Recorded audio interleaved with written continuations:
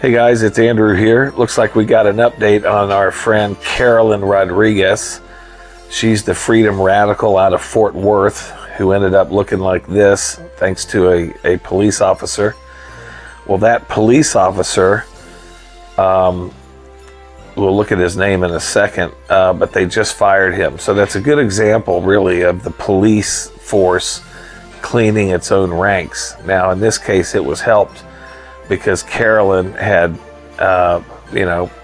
stuck her nose where it really didn't belong and showed up on a police scene, and a hot-headed officer arrested her immediately. The only abuse was that he threw her on the ground. It's not like he pummeled her or anything like that. He didn't do anything like that. But he threw her on her face. So if you look at that picture earlier that we just saw, you can see what happened to her. She landed on her face, and he did it really quickly and didn't give her much of a chance to leave the scene either. Looks like he knew her, knows of her, doesn't like her, whatever. We don't know anything about the officer's background, but it's possible this isn't the first incident in his history. 8 years on the force, and looks like it's Matthew Kruger was his name, and he is no longer on the force, thankfully. These things happen, and this example shows you that it's only a small minority of police officers that are dirty.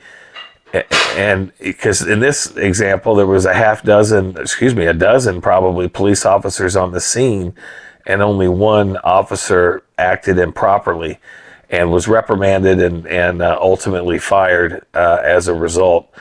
It'd be nice to see what his history is on the force, history of complaints and whatnot. I'm sure Carolyn will bring that up in the inevitable lawsuit, which is bound to occur. This doesn't hurt her chances at getting a fat settlement. Neither does that picture of her right there. But, these things are what they are. There's no excuse for excessive force. The officer was investigated. There was 2 investigations, and he was fired. That's what should happen.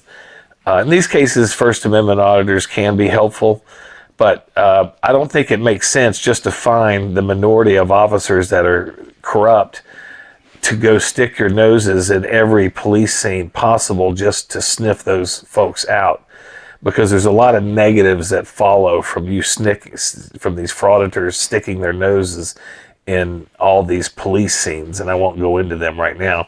But I just wanted to update it because I did do a video on her not long ago. Cop fired. We'll be learning more about her lawsuit, I'm sure, in the days to come. Merry Christmas.